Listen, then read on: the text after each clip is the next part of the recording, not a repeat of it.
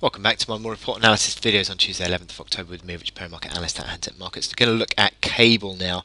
And cable has started to once again gain traction to the downside. We're seeing these sort of negative candles continuing. Yes, you had that sharp rebound on Friday, but again, we're starting to get traction. It seems as though that you closed yesterday not far off the low of the day, and again, we're dropping away today, sort of 60 ticks down.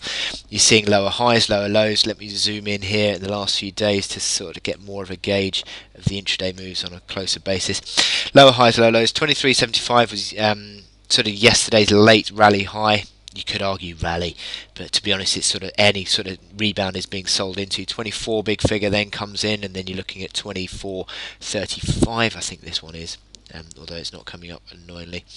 And then you're looking at sort of 24.70, which was these rally highs, sort of 24.70, 24.80 on Friday.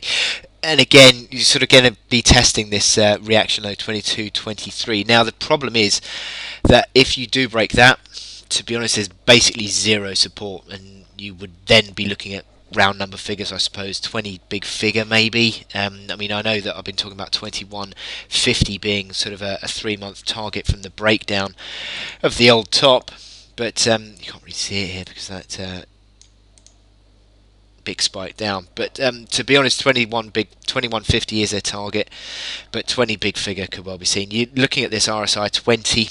I mean, you'd argue that's becoming oversold, but it's such a strong trend now. You saw this move back in January where the RSI got to 15.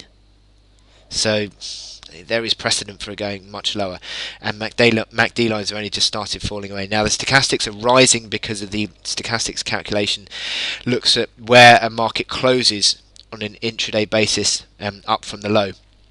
So you take into account that on Friday there was the low of 14.15 on this Royce's chart. That's why the stochastics are rising, so I wouldn't be paying much attention to those at the moment. But certainly negative outlook on cable continues. Thank you, and I'll speak to you later.